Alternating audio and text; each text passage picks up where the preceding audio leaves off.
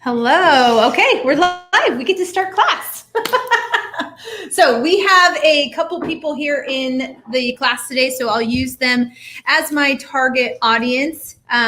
For those of you guys who are attending online, just remember that if you go ahead and, if you're joining on Facebook, you can put in the comments and I'll be able to see them. So if you have questions, we'll kind of go through there.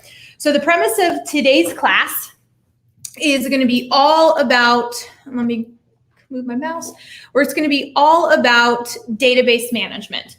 So I'm going to throw out some terms and I'll give you some definitions, but the plan is by the end of class, you should have an actionable plan of how to systematically keep in contact with your past clients in your sphere of influence.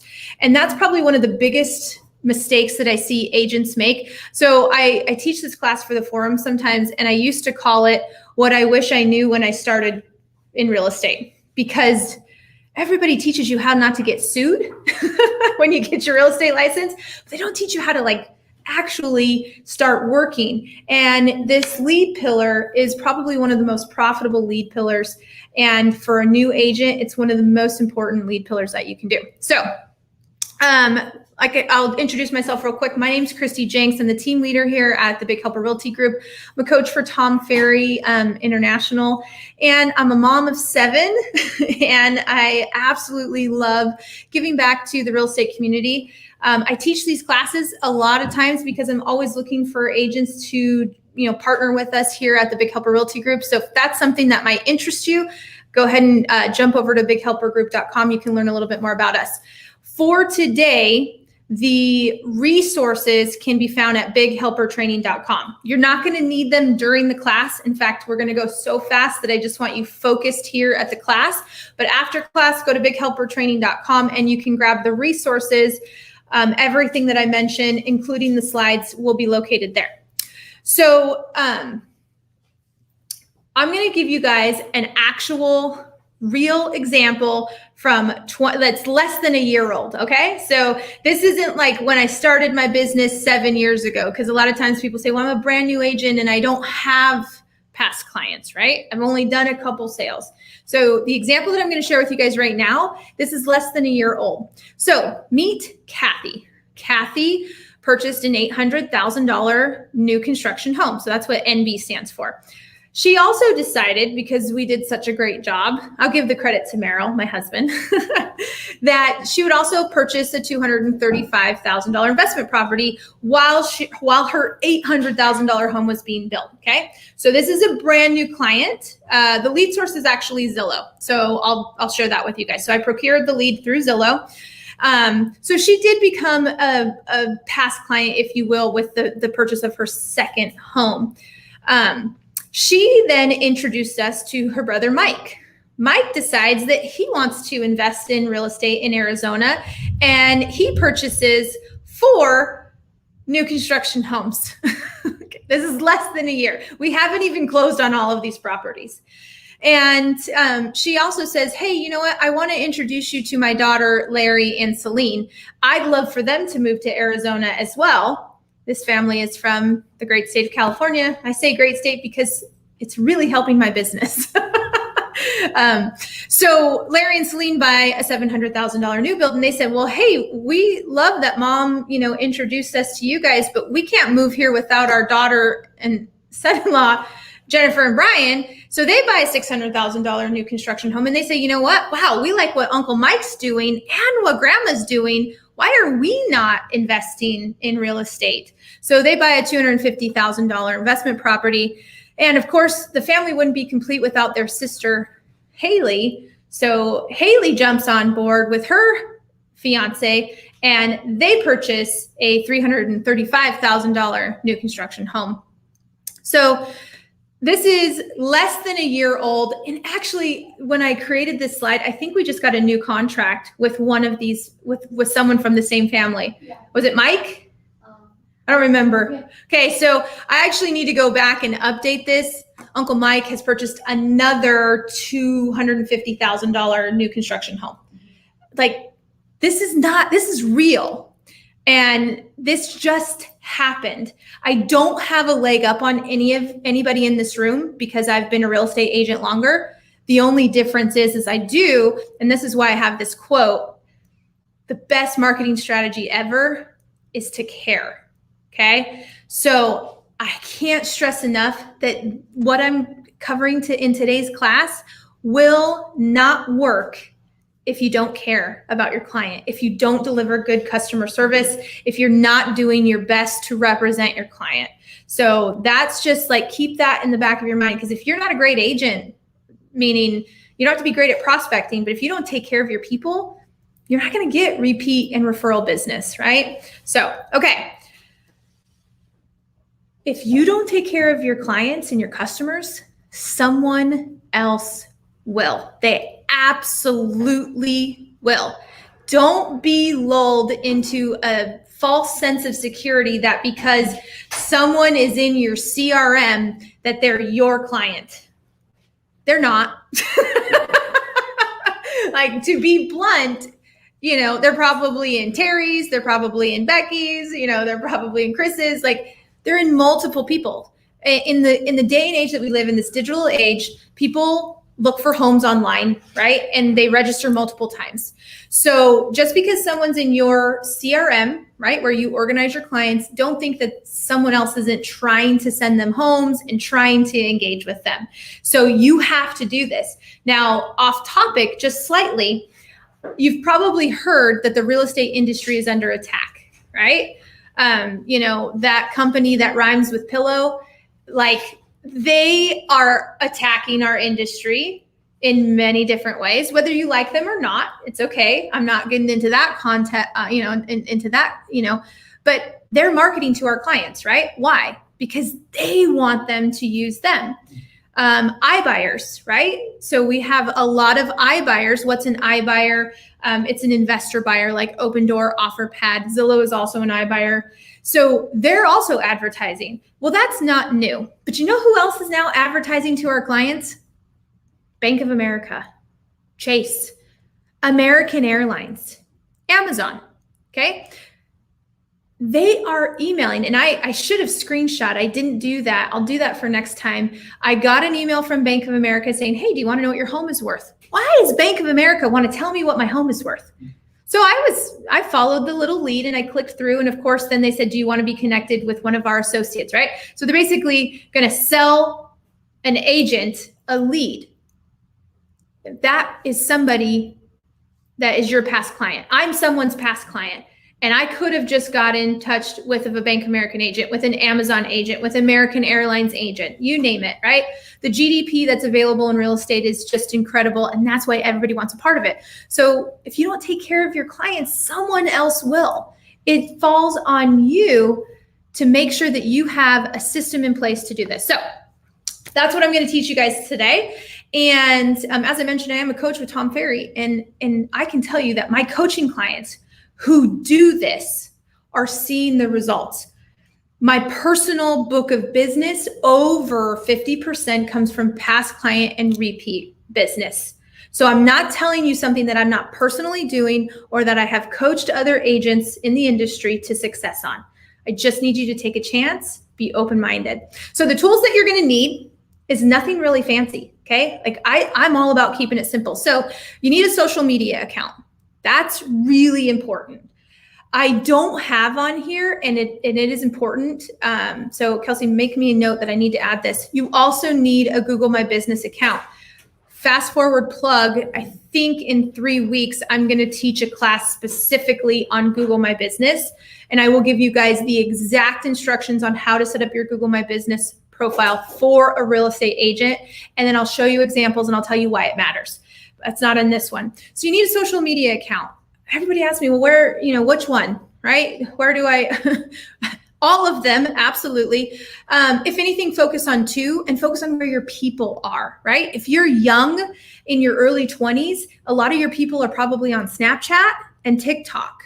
So you should be on Snapchat and TikTok and Instagram for sure as a backup. If you are in your 40s like I am, I should say 40, I'll be 41 this year. If you are early emerging 40s like myself, Instagram and Facebook, right? I've got a huge demographic of clients and friends that are on Facebook, and they're migrating slowly over to Instagram. I don't have a huge following on Snapchat. So I don't focus a lot of my energy on Snapchat. That's just me because I know I'm divided, right? Same thing for TikTok. I have got friends that are crushing it on TikTok. So if that's kind of your style, just go all in, but you have to have some social media attached to this. And I'm going to give you some very easy tools to use it. You need to have a CRM, and that's actually next week. So if you're not sure, like, should I have a CRM? What CRM should I use? Next week, I'm going to be teaching a class about how to use CRMs and to do it for conversion. The reason you need a client relation management tool, that's what CRM stands for, is because we don't operate from our head, right? And if I don't have a place to organize these people, then I'm operating from my head, and that's a dangerous place because you're going to get busy and you're going to forget things. So you have to have a CRM. You also need something to help you marketing with all of this stuff, and the marketing comes from the CRM with email and other things like that. I'm going to recommend that you go on Amazon, buy some blank cards and some stamps, because we're gonna do some handwritten notes and things. You need your cell phone. You can do Popeyes. Becky's in one of my masterminds, and she's gonna do 20 Popeyes this week. So we're gonna talk about Popeyes. You don't have to. That's kind of a personal thing. Some people do it, some people don't. Most importantly, you need to have an awesome attitude, okay? Don't be one of those agents that say, oh, I can't talk to my past clients. I can't talk to my sphere. You don't want to be that person, because just an awesome attitude of help and value, you're going to be doing that. If at any point in time you have a question, whether you're online or in class, just let me know at point. You don't have to wait till the end. The engagement's good for us. So if I say something and you're like, I'm not sure, we'll do that. So what I'm going to do now is I'm going to explain some channels of communication. So I'm going to go through probably 5 or 6 different channels of communication. I'm going to give you some examples. Remember, all of the slides are going to be found at the bighelpertraining.com, including all of these different touches. I have it broken out. So don't feel like you need to like feverishly write anything down. You'll have access to everything. So I mentioned social media. And this is important because social media is a big part of our life, right? Like, even if you don't like social media, is it possible that people you know do? Absolutely, right? Absolutely. So with social media, you can actually have over 22 touches annually if you just do some strategic things. So social media is played out in 2 different ways: one-to-one and one-to-many. One-to-many is me just posting on social media, right? Like, that's me. I put something out there, everybody sees it. Okay. So that's one-to-many. And how many times should you be doing a one-to-many approach on social media? Like, what's the minimum? 3 times a week. 3 times a week, Chris says, right? Yeah. I say at a minimum once a week, but literally once a week is not enough. Okay. But if you're not posting on social media at all, start at once a week, right? That'd be 52 touches. Now, not everybody's going to see it, but just know, right? So one-to-many is an approach that you need to be using. And every single platform is geared for video. Instagram made an announcement last week that they are an entertainment app and a video focused app. So if you were holding out thinking that you didn't have to, I'm sorry to tell you, the world is moving forward with video. They want to see your face. They want to hear you. They want to know you, like you, trust you.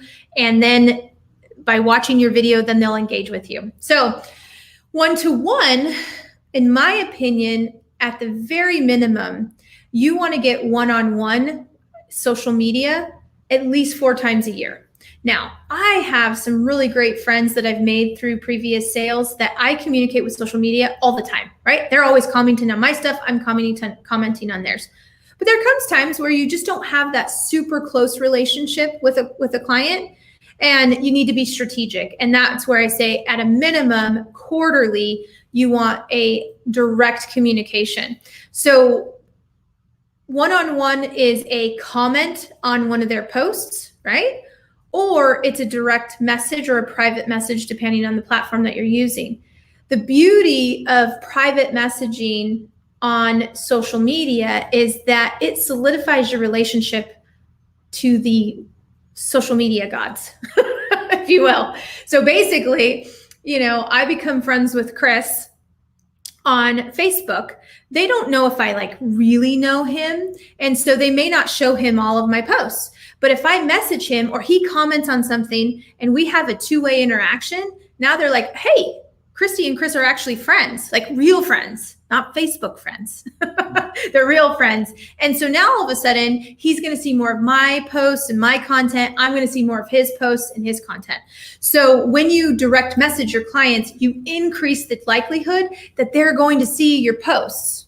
Because I hate to tell you this, but just because you post something on social media doesn't mean everybody sees it. They're playing, the algorithms are playing favorites to whatever performs. So if your post doesn't get any likes within the first, hour, then it kind of suppresses it and it doesn't show it to everybody. So there's not, just because you post something doesn't mean everybody sees it. So you've got to make sure that you're doing social media and that you are, that you're consistent at it. In my opinion, actually, we should add a social media training class to the whole thing because haven't done a training on that, but I'm a big fan of automating as much of it as you can. So I do plan out my content and I schedule it and it gets put out. And then I'm just in charge of responding to engagement. I don't have to sit at my computer every day and think, okay, what am I going to post today? What am I going to post today? For the most part, I bulk create my content and it gets scheduled out. And then I can just focus on the engagement. And that's been a massive time saver. More importantly, it's just the headache of social media kind of goes away. Plus, if social media isn't fun for you anymore because it's too political or whatever, you don't have to get caught up in all of that. You can just be caught up in the relationships, which is what we're really talking about, is building relationships, right? You also want to make sure that if you're going to run any type of Facebook retargeting, that you take your CRM list of everybody and you create a custom audience in Facebook. You can run targeted ads to those people. That's probably like, high level. So if that's over your head, don't stress. At a very low level, just engage, comment, right? Comment and like photos and direct message. So, okay, next channel. So social media is a channel of communication. Another channel of communication would be email marketing. And I don't remember the stats behind this, but I recently heard it was like for every dollar you spend, you get $4 in return for email marketing. So email marketing is like one that I haven't really dug into a lot in my personal business, but it's something that I'm exploring. Email marketing can look like a lot of different things. At a minimum, you guys should be recording once a month, selfie style, desktop style video market update, right? Educate your past clients and your sphere on what's really going on in the real estate industry. True story, yesterday afternoon, the neighbor that lives behind me screenshot the Zestimate of my home and texted it to me. He's not a real estate agent. He texted it to me. By the way, the Zestimate's off by like $100,000. Not in my favor. Zillow has it $100,000 more than it's actually worth. I don't know if he sent it to me because his home was like $80,000 less than mine. I don't know why he screenshot my Zestimate, but he sent it to me. And so it was a really interesting conversation because I said, wow, isn't that crazy? Do you remember when we used to joke if we could get, $500,000 for our home? And by the way, the Zestimate was something like 1.1. I was like, that's so ridiculous. And so we were joking about it. And I said, hey, that Zestimate, it's off, right? Like you probably have because we're model matched homes. So I said, you're probably, worth somewhere right around 800, and that's pretty exciting. But what a natural conversation for us to have. And why am I not emailing him a Seville market update, right? A community market update. He's part of my sphere. How come he's not watching my show? Probably because I've never emailed it to him. I bet if I had sent a text and said, hey, I just created a video on what's actually going on in the neighborhood and how much homes values are, he would totally watch it. Is that a hard sell? No, it's educational, it's informative, and there's value behind that. So I have a huge missed opportunity. This is something we've been operationalizing. So again, at a minimum, I'm not saying you need to do a newsletter. By the way, rant for me is I do not like canned content. Okay, because I get canned content. How many of you have ever gotten an email from a lender and it's the same email from 5 different lenders in the same day? Becky has, right? Like it happens. So I'm not a big fan of just like subscribing to a canned content, putting your clients' email addresses in there and that gets sent out. Where's the value in that? How do they know you, like you, trust you? If you're just recycling content from some source, or maybe you haven't even read it, right? You'd be better off to do less content and go just in on a market update, right? That's easy. We're real estate specialists. You should be studying the market every day. I put in red the CMA. The CMA is where I have made most of my money in past client and repeat. You have to systematize it so that it's happening at least quarterly, right? Now, currently I'm using a product called HomeBot. No, they don't pay me to say that. I just really like the product. So like agents on our team, we put everybody into HomeBot. It's actually a lending product, but it's a phenomenal tool. So if you need a lender, let me know. I can connect you with a lender and you can get signed up on HomeBot for like $25 a month.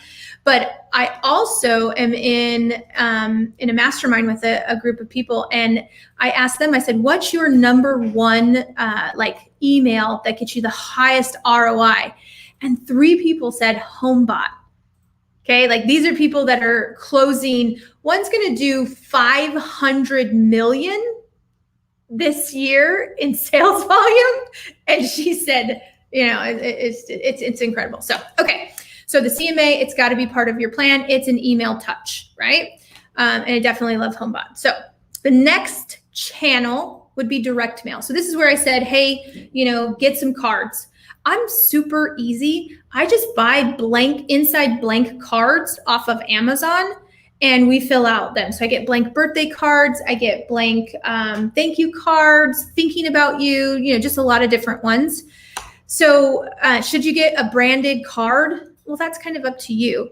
But have you ever got a birthday card from your insurance salesman? And how authentic did it feel?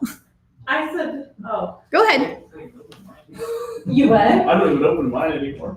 Thanks. So Chris says he doesn't open the card that you get from your insurance salesman. Doesn't even open it. Becky, what were you going to say? My old insurance guy sent us a $5 coupon to the ice cream place, and it was my favorite of the year. Okay, but that was But there custom. was a coupon. If there was And anything but a business card in mine, I'm like, Okay. I know you. So- Right. I subscribe to the Buffini newsletter that I religiously, once a month, I see that white box coming. Usually I mail the previous month the day I get that month. That's about how I do it, but it's getting done, okay? But my clients keep in touch with me because of that. They also give me 50 blank cards. So if anybody wants some blank cards. I'm not kidding. I'll bring like 200 into the office and like put them here. Okay, so but I really do feel that like a custom cute card does make a difference. it does. And It absolutely. I will go buy my own because they're really generic. It's so important. What are you going to open up? Are you going to open up the And pre-printed? Has them for 2 for 50 cents or whatever. There you go. And they're a little bit more custom and stickers are fun. Yeah, stickers. I do actually. That's a big. So someone, I'm going to show this one. Someone said Note Card Cafe has a great selection of cards. They do. And actually they sell on Amazon too. And I think most of the cards I get are from Note Card Cafe. I just end up buying them through Amazon, probably for more money. But here's the point. If you want to really impact people, if you want to show them that you care, just jot down a couple sentences. I was thinking about you. I hope you're well. Happy birthday. Happy home anniversary. There's so many reasons why you could send somebody something. And if it's all branded, well, that's just going to decrease the likelihood that they're going to feel that it was authentic and it wasn't just something to check off a list, right? We don't put a business card. This is me. We don't put a business card in any of our cards, but we do put photos, funky photos. So we did some, Photoshop, and, I held out my hand like this, and we Photoshopped a cake into my hand and a happy birthday and streamers. And that was so that the clients that we sold like 5 years ago, I want them to remember my face.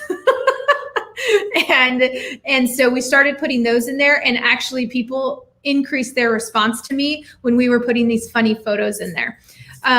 We've also put on, lottery scratchers in there. We've put coupons to ice cream. You can do a lot of different things.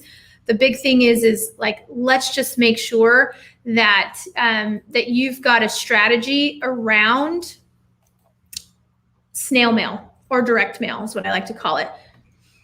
Okay, your phone. So many agents want to get out of the phone. No, you're going to call at a minimum 4 times a year. So the minimum standard is 4 touches. You can call more. Now, when someone says to me that they're going to spend 5 to 7 hours a week working on their database making calls, I immediately have alarm bells going off in my head. Because again, let's use the insurance salesman. Do you want to hear from your insurance salesman 12 times a year on the phone? Probably not, right? Well, as long as they're splitting it out. 10 hours a week is 2 hours a day. On phone calls though, not just like on your note cards and things like that. So I see agents overcall their database and get database burnout, right? Now, some people, okay, there's always someone that you're going to talk to a lot more than everybody else, right? But again, if we're going to systematize this, we need to make sure that we are implementing something scalable. And I'm going to show you what that looks like on your calendar here after we go through all of the channels. But just know that if you were to call a minimum of 4 times a year, you're right in line, right? You're right in line. If you're calling every month, they might not want to pick up your phone call because they might be like, what the heck is going on again, right? But there's something timely, like right now would probably be a good time to call everybody that closed on their home in the last 3 or 4 weeks, because we've been having these crazy storms, right? So maybe they need a referral for a pool person, a roof person, who knows? Heck, unfortunately, one of our clients that closed the day after we had that monsoon last week, a tree fell into the house and into the wall, right? Like the day after they closed. So of course they need referrals. Actually, we were texting about referrals for pool people and things like that too. So, there are timely reasons right now in where we're experiencing all of this rain. It's a very good reason to call clients and just say, hey, I know you're probably not equipped for this. How's your roof? Do you need an emergency pool person? Do you need an extra landscaper because all of your trees broke down? Heck, if you live on Chandler Heights and Higley, all of our trees are down. It's crazy. It's absolutely crazy. Is this the topical section? Is that what this is? Yep, topical. Okay. Yep. So topical is like what's going on. What happens in May? Graduations happen in May, right? Yeah. So I look for reasons to send cards to, right? So if a family member passes away or a pet, I'm going to send something in the mail because I just want them to know that I care about them. I'm looking for reasons to engage with them on the phone and snail mail. So topical letters as well. Congratulations for your grandchild, all of the different reasons that you could. Okay. Face-to-face is another channel, and this all changed with COVID. And so you really got to understand your clientele and where they're coming from face-to-face. Before COVID, pre-COVID, we were looking to do 3 to 4, one-to-many events, right? Where we were having pie, pickups, and we did breakfast in the park, and we've done all these different things. During COVID, we didn't do any events, but we leaned in on nicer Popeyes, right? So we did we would send puzzles to our clients or sidewalk chalk and, different kinds of things. So we kind of adapted our face-to-face type, but face-to-face happens in, one-to-many and one-to-one. So you have to decide how much time you have for one-to-one. What's one-to-one? It's like a coffee meeting, get a quick get together, lunch, that type of thing. And that just kind of, depends on the time that you have. I like to do smaller one-to-manys, right? Because you can have a one-to-many of like 15 people and still kind of engage. So you could go big one-to-many. We've rented out movie theaters before. We've done a lot of different things. Just kind of know your people and what that looks like. But getting face-to-face with your people annually, I would say, is important, right? Like you want to solidify that relationship. So don't be afraid to try some different things. Okay, so now I'm gonna share with you guys a spreadsheet that's gonna show you how we get it all into our calendar. Because I've been talking fast, and if you're not overwhelmed, I don't think you were listening. Because we talked about like 6 different channels of communication. And why do you think we need to have a multi-channel approach? Because different people communicate different ways. Yeah. That are different ways of communicating. Yeah, people do. I'll give my mom as a perfect example. If you sent my mom an email, you might as well have sent a smoke signal. She did not see it. The woman has like 300 unread text messages. So if you sent her a text message, there's a highlight. It gives me anxiety looking at her phone, all those red dots. Like, there's a chance that she didn't get your text message. There's a chance she didn't get your email. But I tell you what, every Publishers Clearinghouse piece of mail that comes to our house, she opens it up.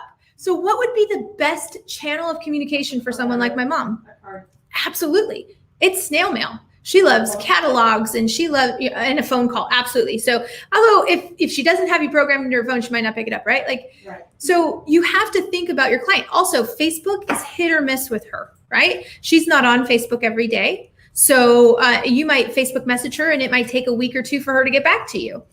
And that's the beauty of a multi-channel approach, is that the likelihood of finding, and by the way, when I find that sweet spot with somebody, I take note and I communicate with them in their preferred communication style, right? You got to figure out what that is and that sweet spot, but we don't neglect all of the other channels, because then the likelihood that you're going to actually get all of these touches is pretty low. So now we're going to actually map it out. And I think if I click on this, it'll open up my spreadsheet. Yes, it does. Okay, and I'll make it bigger for my people at home to see.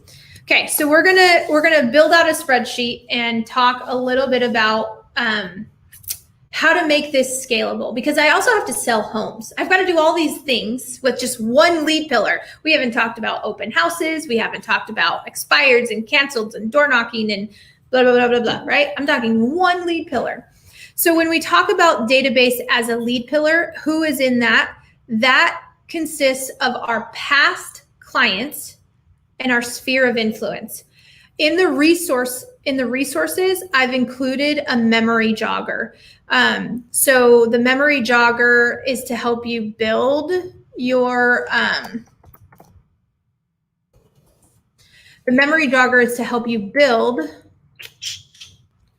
database management. So this right here, memory jogger, should have pulled it up in advance. I apologize for that. The memory jogger is just to help you remember who's in this group, right? So if you don't have a big database, jump to the resources after class, go through the memory jogger and really start to think about who could I nurture and who could I bring into the fold, right? Because that's kind of what we want to do, is we want to bring these people into the fold of who we are. So this doesn't consist of open house clients, okay? That's not who we're talking about. We're not talking about open house clients. We're not talking about someone I met door knocking. We're not talking about an online lead. These are past clients, and then people who already know you, like you, trust you, or know you, like you, and might consider using you as their realtor. So it's very different between lead follow-up and then nurturing this database, right? And your database is never done. It's always growing because people move in and out, or maybe I just decide that I don't like you. And if I don't like you, I'm not going to call you 4 times a year, write you 4 handwritten notes, right? Like, I'm just not going to do those things because the people in my database, I'm reserving the space for those people that I care about, right? So if you have any hesitation on someone, that might not be a good fit. So inside of our database, we are going to have some different categories. Now, depending on the CRM that you use, you can use these as tags or hashtags if you're using KV Core, a tag, or some sort of earmarking of the client. And you've heard these terms before if you've been in sales. They'll say, oh, my A clients, my B clients, and my C clients, right? I'm just going to give you a couple different definitions, okay? So we have what are called promoters, followers, and slackers. A promoter could also be equivalent to a raving fan, somebody who goes out of their way to say, you have got to use Tracy. She's the best, right? I always joke that my mom is a raving fan, not just because she's my mom, but because she goes out of her way. No joke, she got me a birthday present to get my eyelashes done for the first time. So I book it with the studio, not with a specific person, just with the studio. I go in and, she's asking me some questions and all of a sudden she goes, oh, you're Alicia's daughter. You're a real estate agent. You coach for Tom Ferry. I mean, she knew my whole life and you have 7 kids and da-da-da-da-da. And I'm like, who are you? And it's because my mom tells everybody about me, right? Thanks heavens for my mom. She is a promoter. So it's hard to get a promoter. Imagine what your business would look like if you had, 50 raving fans that were like, they're eating lunch and someone says real estate and they get up and walk across the restaurant and they're like, you need to talk to Becky. She is my real estate agent. She's amazing. We actually have some clients like that. And that referral tree that I showed you guys in the beginning of class, I've got other referral trees like that from raving fans that every year just produce more and more gross commission income. So they're A clients or they're raving fans. Now, we also have what are called our followers. And our followers are people that are engaged. I would say they just don't go out of their way, right? So they're engaged. They like me. If someone directly asks them who they should use, they're going to say me. You know what I mean? They just don't go out of their way to refer us business, but they do refer us. They, respond to our text messages. They might even respond to an email. They engage with our content on social media. And so I would say that they're engaged. And then we have this category of slackers. And that may sound, bad, but it's not. Slackers just means that they're just not engaged. And, that means that they don't return my phone calls. They don't return my texts. They don't respond to my text messages. They don't come to my events. They don't even send me a thank you notice when I give a pop by or something like that. But guess what? It doesn't hurt my feelings because I stay top of mind. So even though a person is a slacker in terms of not being engaged, I stay top of mind because they're getting over 60 points of touch a year. So who do they call when they need to buy and sell? Christy. Absolutely. They call my team and I because I'm still top of mind. Most of my sales come from my slacker group. No joke. It happened just last week where we had sent out earlier in the month a home anniversary card, and a week later, she called up Meryl and said, hey, my sister's moving into the area, $600,000 cash. The woman has not responded in 3 years since she bought her home. I don't have her feelings. I'm still going to send her cards. I'm still going to reach out systematically. On some level, she's reading those cards. She's watching those videos. She's just not engaged. So it's okay. Don't give up because nobody responds, right? What's the difference between, someone who likes, a comment and someone who comments? One's just engaged, another one's just like kind of passing through. A lot of our past clients are like that. They're top of mind for us. They may never think about us. And that's why I said, if you don't reach out, somebody else is going to. One of my real estate coaches early on, he had this saying. He always said, Christy, you just have to be there when they decide to say yes. And unfortunately, it's really true. You could nurture. And then if you stop nurturing and someone else just pops up and they've already made that decision, they're going to go with that person. So our task, it's our burden to stay top of mind with our clients. And that's why we do all of these things. Okay. So the segmenting of the group is so that we can make decisions on how to spend our time, right? Like if I only have a budget of $100 and I've got 200 people in my database, I might segment and pull out my A's and my B's or my promoters and my followers before I jump into a slacker, right? And that goes with time. If I only have time to do 4 one-on-ones a month, I might prioritize who I do my one-on-ones with. And that's why we segment the lists. Some of the other tags that are important to put in your CRM, so just for reference, these are over here. You also want to create locations. I'm going to suggest that you pop them into 3 locations. So I'll use Becky as an example. She's here in the Phoenix metro area. She says she's going to do 20 Popeyes this week. So with a Popeye, geography matters, right? I'm not going to pick people from a list where I've got a client in Maricopa, I've got a client in Buckeye, I got a client in Apache Junction, and one in Florence. That's insanity, right? So you're going to cluster your people into 3 groups. Now, if you're never going to do Popeyes, it doesn't matter. Just throw them into 3 groups. When it matters, location, geography, is if you have a face-to-face or you have a Popeye approach. So I do have all of my people segmented into 3 regions. So I kind of do like my map kind of looks like this, and then this, and then this, right? And so I hit, this is my Florence Coolidge, right? My Santan Florence Coolidge list. It's like, and then I've kind of got this Chandler Gilbert, and right, like, and then I also have a rule of like, if you bought a home and you live more than 45 minutes away, we're just going to ship you something from Amazon. I love you, but I'm not going to drive out to Buckeye, right? And so they still stay part of our Popeye program, but we resort to mail. So locations are important. You need 3. I'll show you why in a second. And then we don't do Popeyes for everybody because, again, financially and from a time standpoint, we've got some restrictions there.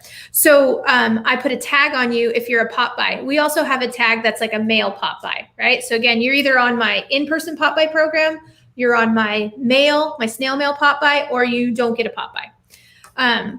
And then this face-to-face, right? So is this a client that I would want to get face-to-face with? There's clients that I've closed with that I really like, but I don't really want to go to lunch with them, right? And so that's just internal code for like, I'm going to do 4 face-to-face meetings this month. I want to look in my CRM really quickly and with the tag, pull out who are my options, right? And I don't want to be like, oh, I don't like that person. No. That's such a waste of time. Tag them up front, whether you would get face-to-face with them. And this is going to save you a lot of time. Okay. So we've already discussed all the channels. Now, from a homework standpoint, you guys are going to go in and you're going to figure out what's your frequency. I gave you some suggestions throughout here, right? I gave you throughout class all these different channels. We talked about 4 times a year for calls, Popeyes. That's kind of your jam. You could do that quarterly. You could do it once a year. You could do it monthly. Snail mail, in my opinion, should be a minimum of 4 times. You can actually do it as much as monthly. Social media, we talked about, face-to-face. Email is a minimum of 12 times. That's 1 email market update at a minimum. CMA is a minimum of 4 times a year. So those are some of the suggestions, but when you go and fill out your plan, you're going to figure out, and then you can drop some ideas in here. I will say Pinterest for the win on Popeyes. There are thousands and thousands of ideas on Pinterest. And most of the Buffini ones are also on there too. And they've got some great ideas on Popeyes. Okay. So let's get into the nitty gritty and show you how all of this works. So I'm just going to build this out as if it was for me. Okay. So we'll kind of brainstorm. So remember, I said we're going to have 3 groups: location 1, location 2, location 3. And then there's just things that everybody gets, right? Like we already said 12 emails a year. So that's everybody, right? So everybody's going to get email. Now remember, I use HomeBot. So everybody also gets HomeBot monthly. So I'm also doing social media 1 to many. So those are things that everybody's going to get every single year or every single month. So I'm just going to take that and put that into my plan. So snail mail 1 that what that is? Social media. Social media. Social media, one to many, which just means I'm posting on social media. So I'm thinking like the everybody gets an email market update. It's not a personalized email, although I can make it look personalized through my CRM, which is hence the reason we need a CRM, right? And we need an email marketing tool like, what do we use? MailChimp. I wanted to say SurveyMonkey because I was thinking Monkey Chimp, but I knew it wasn't SurveyMonkey. And you can use MailChimp for free up to like how many users or how many email addresses? It's quite a few. It's like 10,000. Yeah, so you can use MailChimp for free up to more than your database. If you've got 10,000 people in your database, you need to, it's not right. Call me, I'll help you get it in order because that's not right. As big as our business is, our emails is not more than 500 at this point. And that's including people that are in our CRM. We've got like 6,000, almost 7,000 people, no, 16,000. We've got 16,000 people in our CRM, but that's not part of this program, right? That's a little bit different. So, okay. So up front, up top, you can see that we're basically breaking things down to quarterly. So I saw month 1, month 2, month 3. We're in July. July is the first month in the quarter. Hence it's month 1, right? Yeah. Then August, then September. This whole thing starts over quarter 4 with October. That's the beauty of this plan, is that you don't have to reinvent the wheel every month or quarter. We're going to run the same plays every single month. We just do it for a different group. So the first thing I said that is mandatory, you're not going to get out of. You do not have to do Popeyes, but you do have to make calls and text messages. So I'm going to put that in, and I'm going to say, you know what? I'm going to focus on calling my groups. So how do I call my database 4 times a year? I follow this plan. The first month of every quarter, I call location group 1. So if I had 75 people in my database, that's only 25 calls in July. How many calls is that a week? It's like 22 calls, or sorry, not 22. It's 25 calls a month. So we're talking 6 to 7 calls a week. Mm-hmm. That's very doable, right? Let's say I had 100 people in my database. That's 33 calls a month. Now we're up to like 8 calls a week, right? Mm-hmm. Very, very doable. So then in August, who am I calling? Am I calling group 1 again? No, group 2. Calling group 2. I don't have to have analysis paralysis on who I'm supposed to call. Mm-hmm. I don't have to get organized to be able to make my calls. I'm already organized. I just print my call list, right? And then I call group 3 in the 3rd month of the quarter. Now it's October, and I cycle back to this group, right? It is so simple. Now, when I close a client, as part of closing protocol, and we are going to teach a class on this too. I don't know which class it is. I just show up. We're also going to talk about when I close a client, how do they get into these groups? I have to have a process in place that I say, okay, Terry's now a closed client. Which group is he going to be in? Well, am I going to do a Popeye? Yes or no, right? Is he a raving fan? Okay, perfect. So he's a raving fan. He is going to be a Popeye. So now I look and say, okay, where's he located? He's in Mesa. He's in group 1, right? So it's like you kind of make those decisions. Now, Becky, she was nice, but I don't really see myself going to lunch with her. So I just look at my group and say, where do I need to put, right? Like maybe my group 1 is now at like 60 and group 2 is at like 52. I'm going to pop her into group 2, right? So in the absence of going to their house for a Popeye or going face-to-face, you just drop them in a group. Try to keep your groups fairly simple. So my groups do look like 54 calls, 52 calls, 58 calls, right? So they're fairly consistent. And every time we close a client, we pop them into one of the groups. Any questions on that? No. Okay. So now I've got 2 other openings because I'm going to do, since I've got 3 locations. Okay. So I can do Popeyes. So here's what I like about this. If I do Popeyes like this, then that means everybody in my database gets a pop by, or if I'm just doing pop buys for my A clients, right?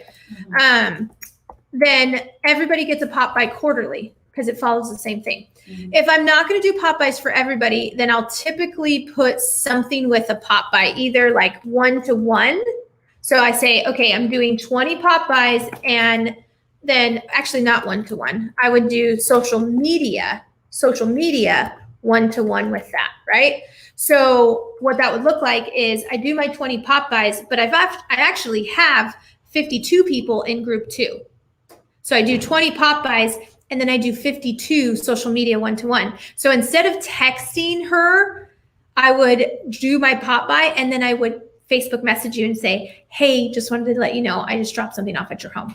So unless you're going to do, because otherwise, if I'm not doing a pop by for everybody, half of group 2 or a portion of group 2 is not going to get a touch that way. So that's why I like to pair it with social media. I know I said that super fast, but hopefully you're catching on. Now, the first month with social media might actually mean that you're not connected on social media, right? So I'm actually new friends on Facebook with Chris. So if he was in my group, he's in group 2 this month. And so I'd have to actually be like, oh my gosh, I'd go look for him on social media. If I couldn't find him, I'd shoot him a text and say, hey, I just realized we're not connected on social, and I wanted to share something with you.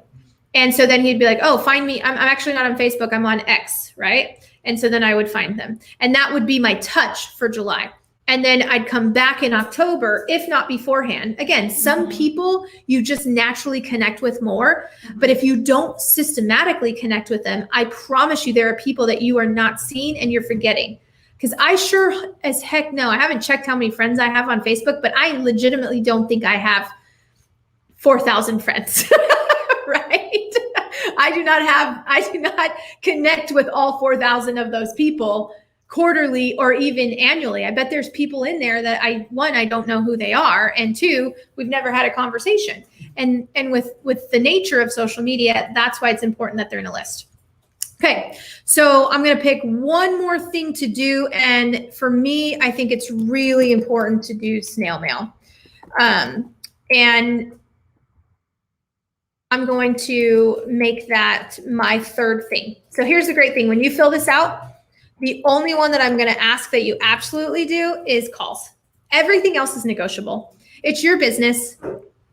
Everything else is negotiable, and it's your business. So I just want you to have 3. So let's go ahead and zoom in on my plan for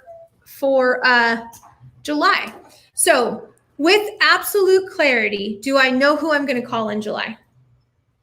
Yeah, I'm going to call group 1, And then I also know that I'm going to do a Popeye. Now with Popeyes, if you're going to put Popeyes as part of, I feel like I'm saying Popeye, like Popeye the Sailor Man. Popeye. If that's going to be part of your plan, I say make it simple for yourself. Create one and then use it all quarter. Right? Like, don't feel like you've got to get all creative and reinvent the wheel every single month. You know what I mean? Like, make it simple for yourself. So create one piece and use it for 3 months. You know what I mean? Again, Pinterest will help you on that. And then snail mail, I think that there is a lot of value in doing snail mail 1-to-1. So snail mail 1-to-many would be like sending a marketing piece to these people. While that works, does it really feel like you were thinking about that person? Is it special, right? So if they get hey, the Big Helper team did it again. We just sold this home and here's how we did it. Well, yeah, that's kind of cool that we're talking about ourselves, but does it really make them feel special? Or do they feel like we were just talking about ourselves?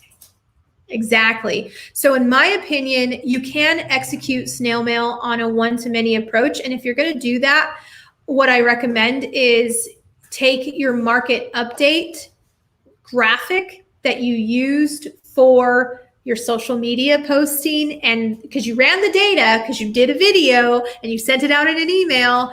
So if you already have all of that, drop it into Canva. You can get templates for free on Etsy.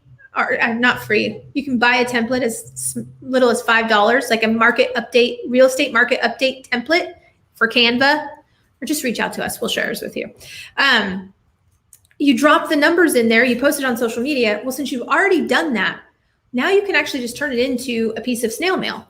So I recommend that you take that same graphic, you can print it off on some cardstock, pop it into an envelope and send it that way. So you're not having to handwrite all those personal notes, but it's still personalized. It's not a postcard and it's not a about me piece of snail mail, right? It's not a social proof piece. Social proof pieces are important, and we do send out a social proof piece almost every January. I don't think we send it out more than that. Quarterly, a social proof piece would be appropriate, which just shows that you guys are competent and you know what you're doing. But otherwise, snail mail is, like I said, it's that just quick handwritten card, thinking of you, hope you're well, or congratulations. A lot of times I'll go to social media to find something to write them about, right? And if they're not really busy on social, then I'll just say, hey, I was just thinking about you. Hope you're well. Sending you my best wishes. So homework wise or actionable items, this is what you guys need to do is you need to come back to this blank one, right? That I've shared with you. You need to come back to this blank one. You need to figure out what your frequency is. And I encourage you on this same thread, I encourage you to put your objections in there. Why can't you call your database? Why are you not comfortable sending snail mail? Why can't you get on video and do a market update? Because I know that you guys have these objections running through your heads because I have coached enough people to know that they're like, oh yeah, that's a great idea. And then when it comes back and I'm like, okay, so did you do it? No, I just am so uncomfortable. And I'm like, okay, why? Let's talk about, not why. We shouldn't say why. What are the reasons that are causing you to be uncomfortable to call these people, right? So that we have scripts behind this stuff, we can definitely dive into more. But from a homework standpoint, you guys are going to go in and fill out your frequency and what you could possibly do. Go back to this video for those ideas, or actually just go back to the slides because I give you lots of ideas. Then I want you to fill in your grid. We're like mid-July, so you can fill out this grid and get started right away. So if you have questions about this, feel free to reach out to me. I'm happy to discuss, your database and what it looks like. I can promise you with absolute certainty that if you are willing to work this plan, this grid, you will get repeat clients and referral business. Like you will. I know it. But you also have to care about your people, right? We talked about that. You got to care about your people. So I think I only have a couple slides left and class is actually done, but I'll go back to the slides real quick and make sure I finish them out because I think I had something else in there. Okay.